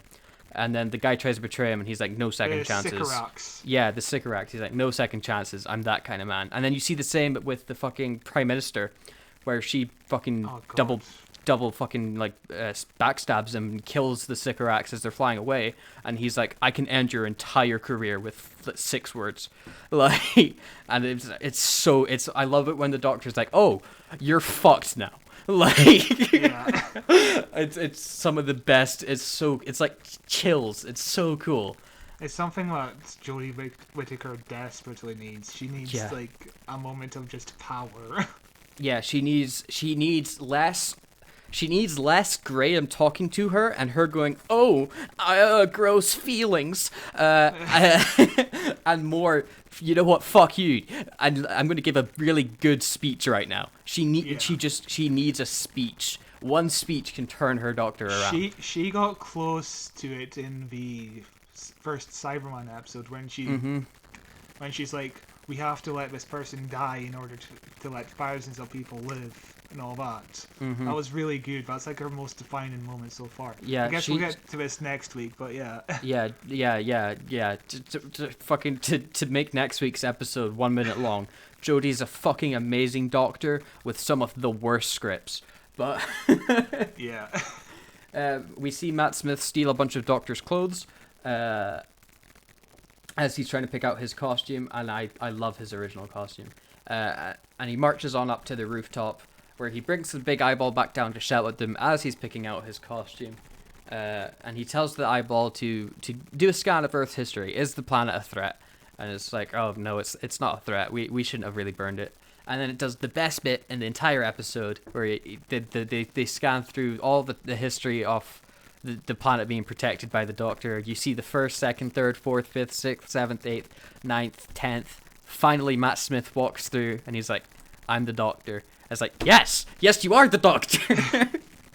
See, I love this moment, but it's like another little nitpick of things that bother me in TV shows, like when the eye projects the image, it's of the actual TV show. Like, where does it get this footage? Yeah, but like, there's like very it's hard to get around that when you want to show stuff from the past. You know, they did the same in the really, really bad Capaldi episode. I think it's one of his worst, the Robin Hood episode, where they show some old clip from a previous Doctor Who adventure. I think it's the 2nd or 3rd Doctor they show. Yes, I remember this. Yeah, I think so. Yeah. It's like the only good bit in the episode, because I always love it when New Who calls back to Old Who, because they're such different shows. Also, another thing that really bugs me about this scene is when it looks over Earth's history. The first thing you see is from Rise of the Cybermen. It's Oh like my an no alternate Earth. Is it from Rise of the? Because I thought that as well. Is it No, Rise of the Cybermen, or is it it's- the crossover when they're fighting the Daleks? No, I think it's definitely Rise of the Cyber. You know when they're breaking through the windows. Yeah. In Jackie's mansion. Yeah, because I thought, as soon as I saw it, I went, that doesn't make sense. That was another time. Yeah, that was I think- another fucking dimension. But then I saw the Daleks and the Cybermen. I was like, oh, maybe it was from. I'm just forgetting a scene that happened. It's from 2 different episodes. They first do Rise of the Cybermen. It's like Doomsday episode. And then they do Father's Day, which the timeline doesn't exist anymore. Yeah. and then they do the Silence of the Library. That was another planet, wasn't it?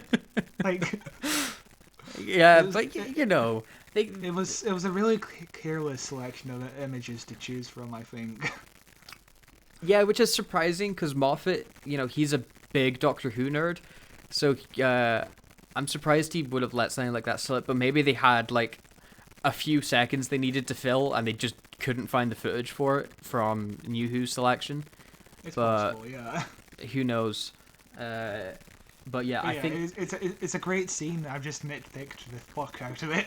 yeah, it is a great scene, and I think it's probably, you know, the moment, if you watched this episode and you weren't one of the people that gave up after David Tennant left, because Matt Smith wasn't David Tennant, this is the point where I've like talked to a few people where they're like, this is where Matt Smith was like, oh, okay, yeah, I'm on board with you as the Doctor now. I get what you're going for.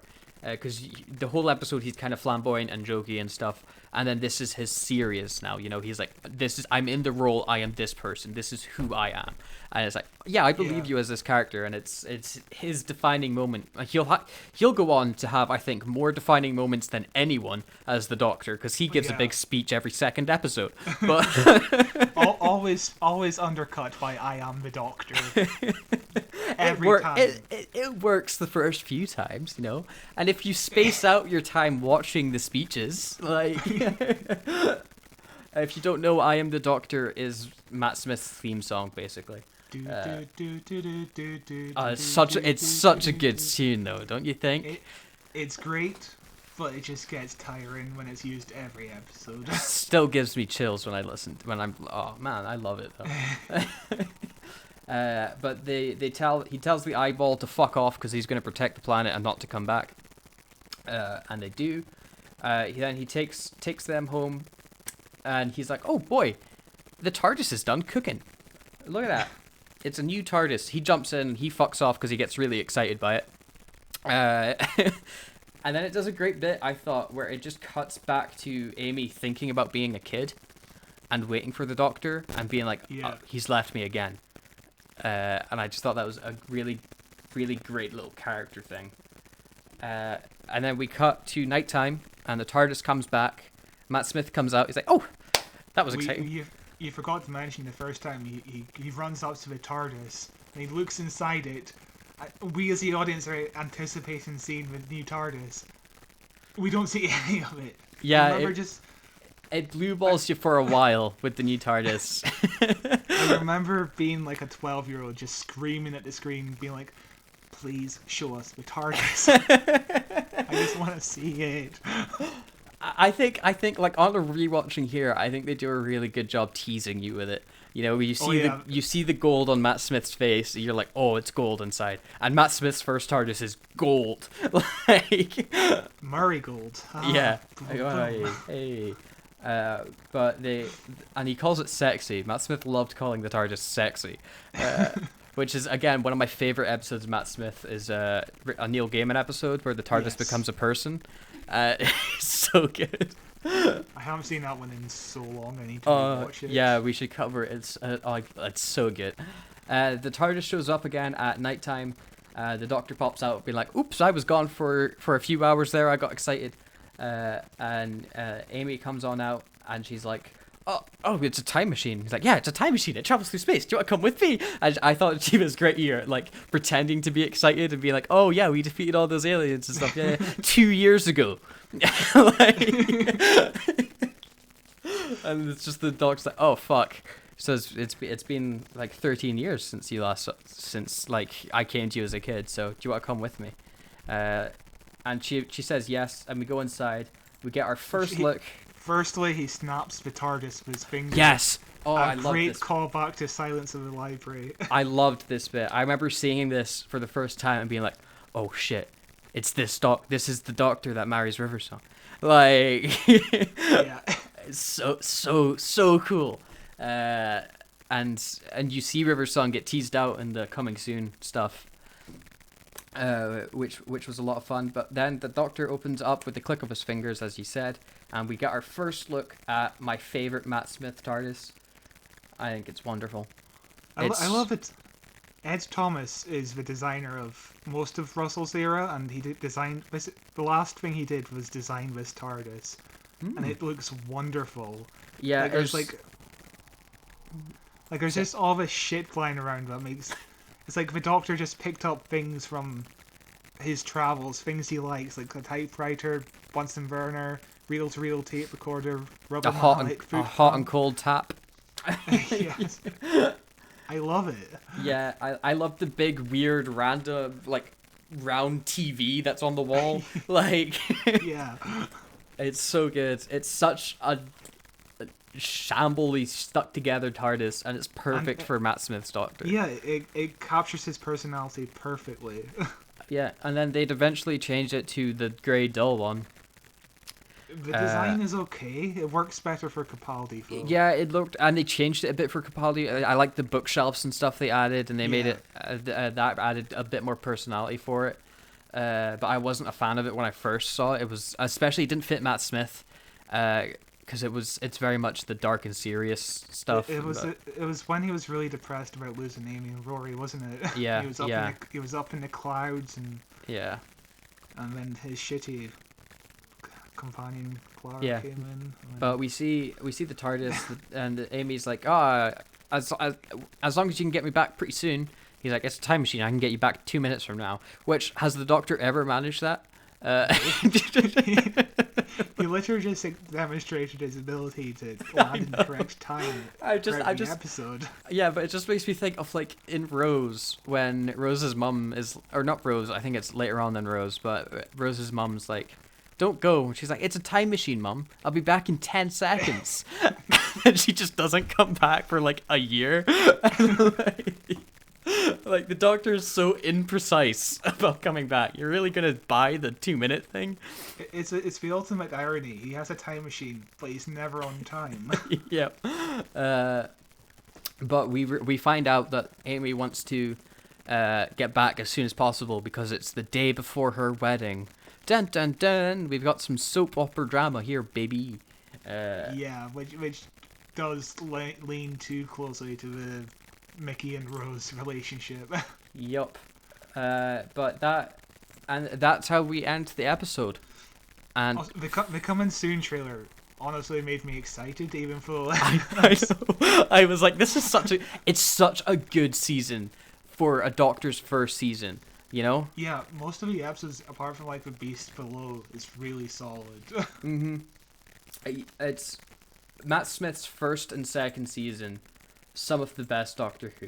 His third season's a bit rocky. I think it's got a good first half up to the Angels Take Manhattan, and then as soon as Clara shows up, yeah. The first half of Series 7 is kind of all over the place as well. Yeah, you know, you've got like a town called Mercy's fun. It's kind of one good, one bad for the first 5 episodes. Yeah. But yeah, no, Matt Smith had some great, refreshing feeling Doctor Who. Having a new showrunner and new writers and new Doctor really helped the show in a way that hasn't quite happened with Jodie's stuff yet. Yeah, with the Jodie stuff, it's like you can see glimmers. We'll cover this next week, obviously, but with Jodie stuff, you see glimmers of the good stuff happening, and then it just never quite reaches its full potential, or they try to do too much in one episode. It's like or they start going like, yes, you're doing this. This is gonna be good. This is gonna be good. This is gonna be good, and then they just make the wrong decision. Yeah, it's not the worst Doctor Who has been in. Look at Series 24, which we'll cover eventually, but yeah,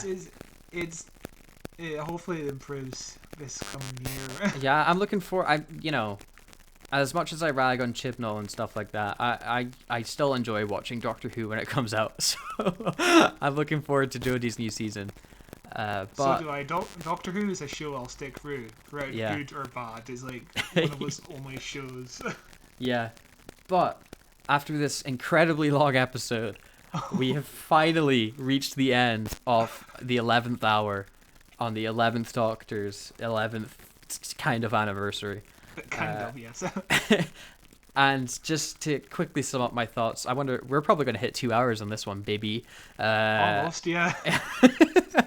And my just quick thoughts on this episode is your room is getting dark. I know the light is fading, and I fucking loved this episode. Matt Smith's one of my favorite Doctors. This era of Doctor Who is my favorite era of Doctor Who. I cannot praise it enough, and revisiting it, I loved it as much as I did when I first saw it. It's just got so much energy to it, and I fucking adore it. What do you think, Scott? Matt Smith isn't my era of Doctor Who. I'm more of a third Doctor kind of person because I'm a hipster, apparently. Yeah, you listened to the Big Finish on vinyl, you fucking... Well, technically, I haven't got my 9th Doctor Adventure vinyl yet, so... Oh, okay. So stick that in your pipe and smoke it. But yeah, a really solid start to the 11th Doctor's era. Not my favorite, because it does kind of dip up and down in quality. But a really solid episode. I do prefer Rose as a starting off point, though. Yeah, I think so too. But that's like I prefer Rose as a starting off point, partly because it's the start of the show, and also because it gives you all that content to work with because you've got this Doctor and it builds and like I think Matt Smith's Doctor works as your first Doctor if you don't have the history because it's a refresh of the show. But if you start with that history, I think you appreciate his Doctor even more because you understand the pain he manages to get across in those speeches. And that's what I think Matt Smith did really well. And all his speeches had, like, Rings of Akatan and stuff like that. The speeches he gives have so much emotion. You feel the history behind the words he's saying. When he's at Stonehenge, that's my favorite yeah, speech. Yeah. I love Matt Smith's speeches. Just chills every goddamn time. He's able to do exposition in a way that's really interesting to listen to. Like, it works really well. Yeah, you understand why he got the job after the third person audition. They were like, oh, it's him. Like, it's still insane to think that. Yeah. But yeah, no, absolutely tremendous episode. Love Matt Smith. Wasn't it? Pingu. Yeah, Pingu, and Oscar winner Olivia Coleman. Playing the same character. And Jeff, fucking guy from Umbrella Academy. Everyone's in this episode. Imagine if we wake up tomorrow to find Jeff as a spin-off series. That'd be amazing. That'd be amazing. That would be a deep cut even for Big Finish. Like, do you remember the guy in the Satan Pit, the second season Ood story? Yep. He says he's in Torchwood at one point. They made a Torchwood episode about him. Amazing. Although, just thinking off the top of my head, if you wanted to do a Jeff spin-off, the way that I would do it is it would be Jeff and he gets put in charge of like an international, basically Torchwood, but more peaceful, I would say. It's like kind of do Doctor Who Star Trek, where he's in charge of a intergalactic space agency working with NASA and these other space agencies that the Doctor put him in charge of when he was chatting to them on the laptop. And it's basically him and a crew trying to do diplomatic missions with aliens coming to Earth and stuff like that. That's what I would do. So if you're if you're listening, BBC, or Big Finish, the spin-off Jeff is just waiting to be written by me. So I await Jeff. I await your email. Yeah, it's just called Jeff. Jeff full stop.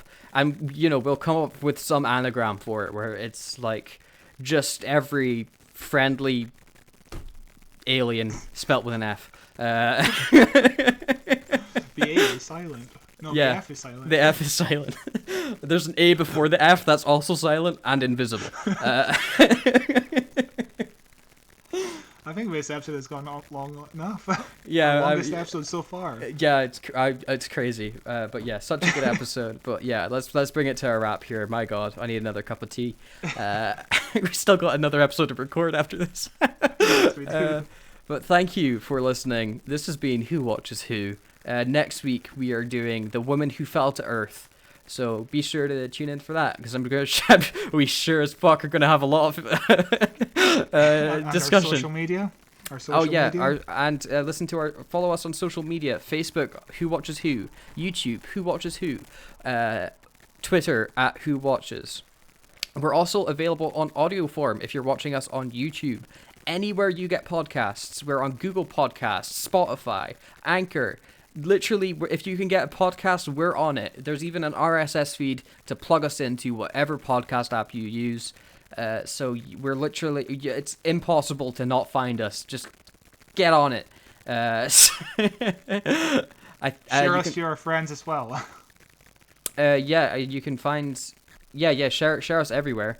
Share us with all your Doctor Who people. Post it on all the Doctor Who forums. Flood everybody.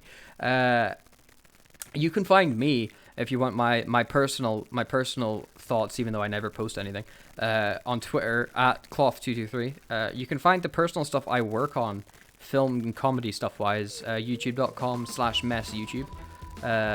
I don't know if Scott does anything that he wants to plug at the moment, so I'll pass Nope, it. I just sleep all day. That's my job. Hell Don't yeah. watch me sleep. Please don't watch me sleep. That's not an invitation. Perfect. And on that note, thank you for watching Who Watches Who. See you next week. Goodbye. Bye bye.